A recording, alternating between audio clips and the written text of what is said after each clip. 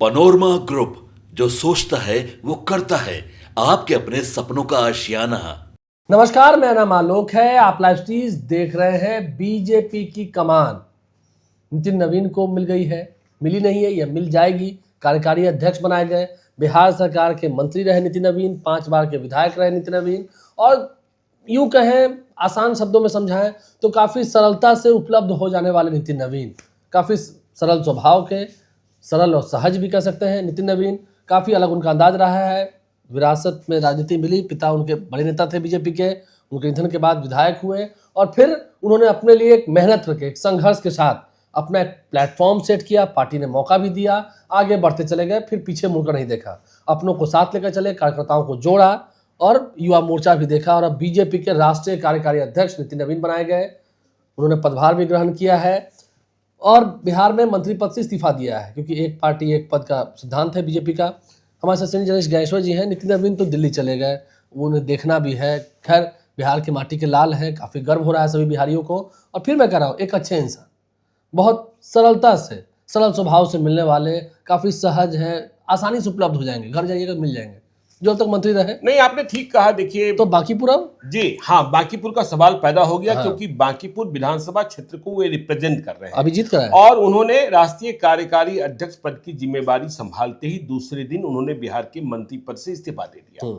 लेकिन नितिन नवीन सामान्य कार्यकर्ता विपरीत परिस्थितियों में राजनीति में आए। जब उनके पिता नवीन किशोर प्रसाद सिन्हा का निधन हो गया तो वे राजनीति में आए। तब 25 साल के थे, आज 45 साल के हैं। और देखिए, नितिन नवीन ने अपनी पहचान नहीं छोड़ी, अपनी मिठास नहीं छोड़ी। इसलिए हम बार बार कहते हैं कि देखिए, कठोर वाणी वाले पीछे छूटेंगे, मधुर वाणी वाले आगे बढ़ेंगे। मीठा पानी खारा पानी का फर्क हमेशा बिहार की राजनीति में, बिहार के चुनाव में नतीजों ने भी इसको इंगित किया। तो देखिए, नितिन नवीन के बारे में कई बातें हैं। सामान्य कार्यकर्ता जिस दिन राष्ट्रीय कार्यकारी अध्यक्ष बनाए गए और जिस वक्त खबर आई, तब भी वह बांकीपुर विधानसभा के एक छोटे से कार्यक्रम में हिस्सा ले रहे थे। कार्यकर्ता सम्मान में वही था, कार्यकर्ता सम्मान में हिस्सा ले मैं रहे वही थे। था। और नितिन नवीन के बारे में यह बात कही जाती है कि आप रात को 2 बजे फोन करें, तब भी नितिन नवीन आपके कॉल को रिसीव करेंगे। ठीक है, तो नितिन नवीन की यह पहचान है। और अभी कार्यकारी अध्यक्ष बने हैं। आपने कहा एक पार्टी एक पद नहीं, एक व्यक्ति एक पद। ठीक है, जनवरी के अंत तक वह राष्ट्रीय अध्यक्ष बन जाएंगे। आपने देखा ही, ये भी तो है। हाँ, आपने देखा ही कि जब वह राष्ट्रीय कार्यकारी अध्यक्ष बने, जब वह जिम्मेवारी संभाल रहे थे, तो अमित शाह भी खड़े थे। और किस तरीके से जेपी नड्डा, जो भी मौजूदा राष्ट्रीय अध्यक्ष हैं, उन्होंने सम्मान, कितना इंतजार हुआ, फ्लाइट लेट हो गई थी। तो आपने सही सवाल किया कि देखिए, मंत्री पद से इस्तीफा दे दिया बांकीपुर विधानसभा क्षेत्र से। देखिए, अब नितिन नवीन, मुझे जो लगता है, अब बीजेपी में क्या होगा नहीं होगा, मुझे लगता है कि नितिन नवीन की जिम्मेवारी जितनी बढ़ गई है, बंगाल चुनाव में व्यस्तता होनी है, कई प्रदेशों में चुनाव होने हैं, तो नितिन नवीन बांकीपुर विधानसभा क्षेत्र भी छोड़ देंगे। मुझे इस बात की संभावना बलवती दिखाई पड़ रही है, क्योंकि अब नितिन नवीन राष्ट्रीय कार्यकारी अध्यक्ष, आगे राष्ट्रीय अध्यक्ष, उनके पास इतना वक्त नहीं होगा कि वह बिहार विधानसभा के सत्र में शामिल होने के लिए विधायक की हैसियत से आए और आपके मंदिरी मोहल्ले के लिए, नाले की सफाई के लिए अब वह लिखते रहे। अब उन्हें देश देखना है। ठीक है ना? तो जब वह इस्तीफा देंगे, जो मुझे लग रहा है, तो सवाल पैदा होगा कि नितिन नवीन कैसे, कहां, कैसे। तो नितिन नवीन देखिए, राज्यसभा भी जा सकते हैं।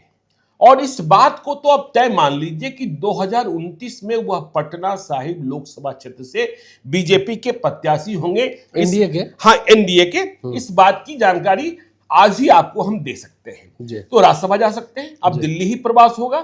अब सवाल पैदा, जिम्मेदारी बड़ी है, बहुत बड़ी जिम्मेवारी है बिहार के लिए, आन बान शान की बात है। और हमने तो भाई नवीन किशोर प्रसाद सिन्हा को देखा है, नितिन नवीन के पहले कदम को देखा है। पहली बार जब चुनाव लड़े पिता के निधन के बाद, पटना पश्चिमी विधानसभा क्षेत्र में उपचुनाव हुआ तो मात्र 19% मतदान हुए थे। तो हमने वह दौर भी देखा है।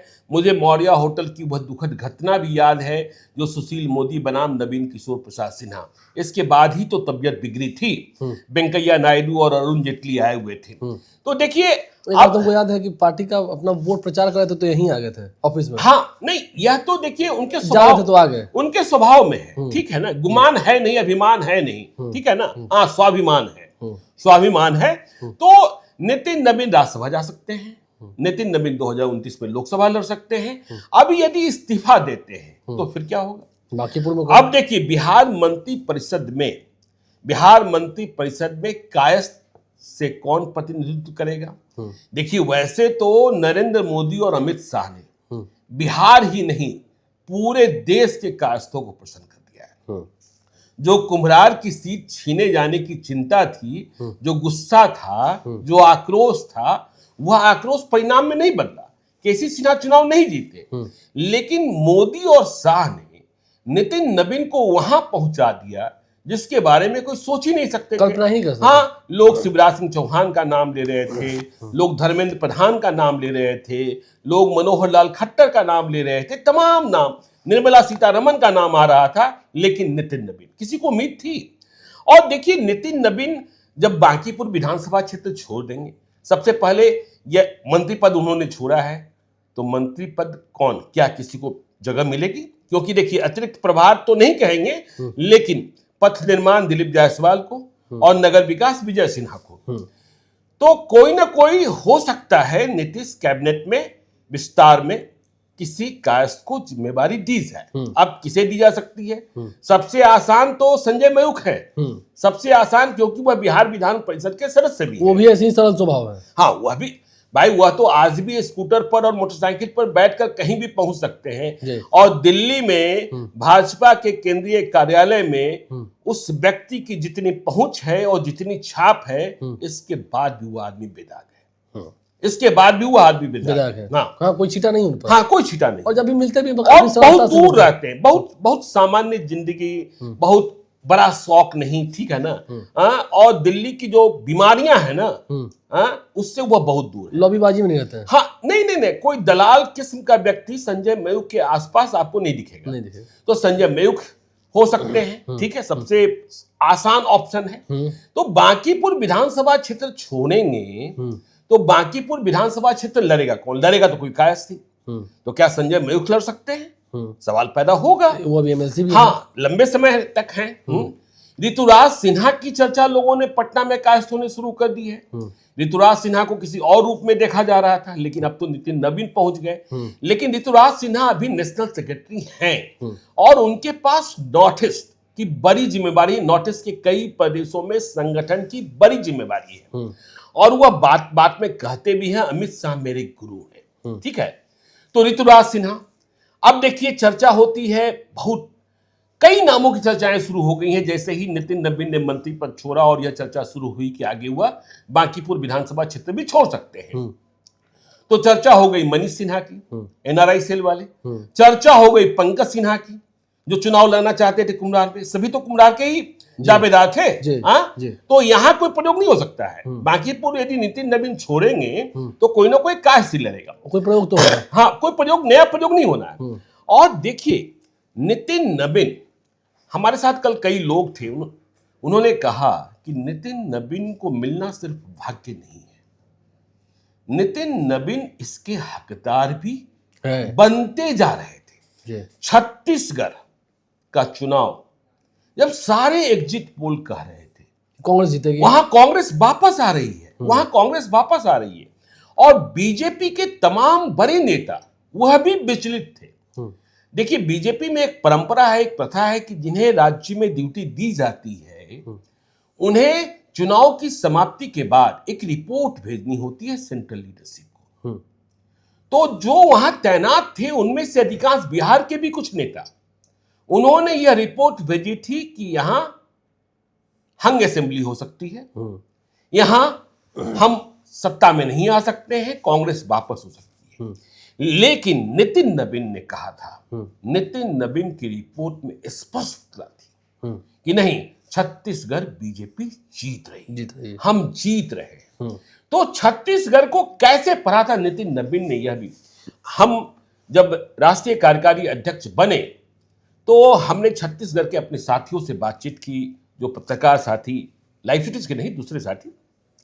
तो उन्होंने कहा कि देखिए छत्तीसगढ़ में नितिन नबीन को चुनाव के वक्त से ही प्लास्टिक कुर्सी वाला नेता कहा जाता है कि जब चुनाव चल रहा था वह प्रभारी होकर आए थे, तो जब कहीं वह जाते थे तो लोगों की भीड़ होती थी, उन्हीं लोगों की, इनके लिए कोई अलग कुर्सी नहीं लगती थी, उन्हीं लोगों के बीच यह प्लास्टिक की कुर्सी पर बैठ जाते थे और प्लास्टिक कुर्सी वाले नेता के रूप में इसी तरीके से पहचान बनी। बैठ जाते थे, चाय पीते थे, घंटों बातचीत करते थे और लोग समझ नहीं पाते थे। अब कनकाठी से समझ ही रहे हैं कि यदि परिचय न दिया जाए तो लोग समझ ही नहीं पाते थे छत्तीसगढ़ में ये इतने बड़े नेता हैं, ये इतने बड़े प्रभारी और सह प्रभारी हैं।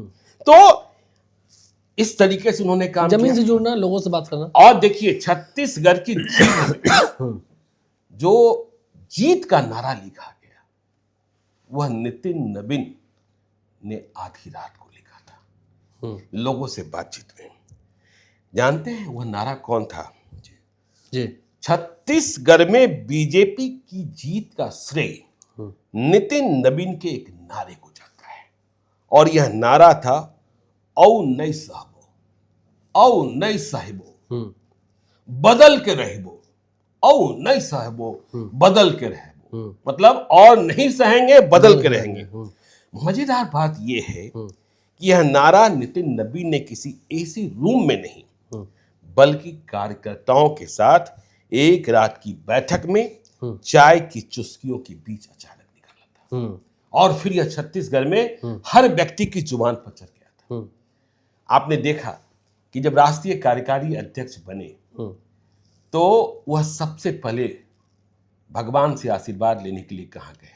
महावीर मंदिर, पटना के हनुमान मंदिर में। सुबह सुबह सुबह सुबह आपको जानना चाहिए कि नितिन नबीन की जिंदगी का एक हिस्सा रांची में भी गुजरा है। रांची में एक बार उन्हें उपद्रवियों ने बीच सड़क पर घेर लिया। उनके सिक्योरिटी गार्ड्स परेशान हो गए थे, विचलित हो गए थे। विधायक होने के बाद, हाँ ठीक है, परेशान हो गए थे, विचलित हो गए थे, लेकिन नितिन नबीन ने कहा शांत रहो, दिमाग से काम करो और गाड़ी को सुरक्षित निकालकर नितिन नबीन ले गए। बाद में उन्होंने कहा पास में ही महावीर जी का मंदिर है, मुझे वहां ले चलो, क्योंकि वहां जो हनुमान जी बैठे हुए हैं उन्होंने साक्षात रहकर, साक्षात खड़े होकर मुझे आज बचाया है, यह मैंने अंतर्मन से महसूस किया है। तो यह उनकी खूबी है, यह उनकी विशिष्टता है, कि हमने कहा ही कि अपने कार्यकर्ताओं के बीच घुल मिल जाना, रात को 2 बजे भी फोन। और छत्तीसगढ़ की एक बात और जानिए, छत्तीसगढ़ में सबसे कठिन इलाका था सरगुजा, जहां 14 सीटें थी। सभी कह रहे थे सरगुजा में जीत बहुत ही मुश्किल है, वहां कांग्रेस का ही परचम लहराएगा।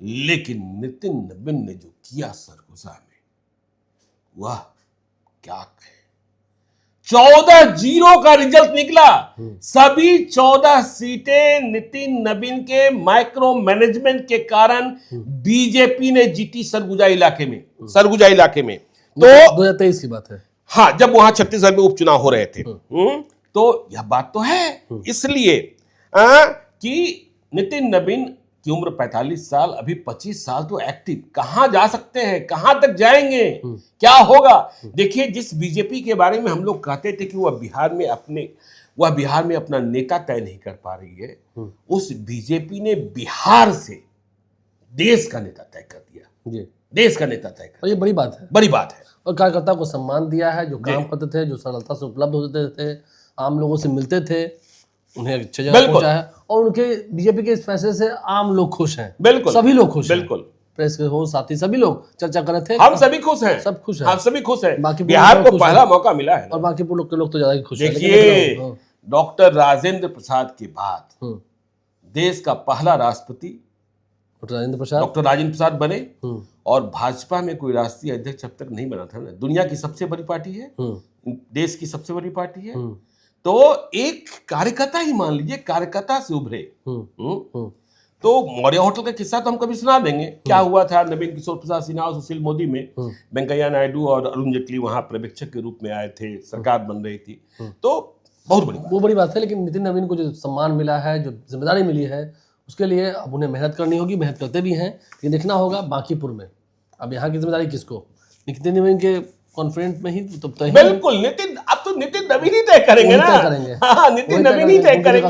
अब तो जनवरी के अंत के बाद सारे निर्देश और सारे आदेश, सारे फैसले, जैसे आपने कल देखा और पढ़ा कि जेपी नड्डा ने फैसला किया संजय सराबगी को, अब तो सारे फैसले नितिन नवीन का होगा। तो आप लाइव सीरीज बन रहे हैं, हमारे चैनल को सब्सक्राइब कर लें। इस वीडियो के जरिए हमने आपको बताने की कोशिश की है कि आगे क्या हो सकता है, किस बात की संभावनाएं हैं, और नितिन नवीन को बड़ी जिम्मेदारी है, कितना बेहतरीन काम करेंगे, बंगाल भी जाना है अभी। हमारे चैनल को सब्सक्राइब कर लें, साथ साथ फेसबुक पेज भी लाइक करें। धन्यवाद।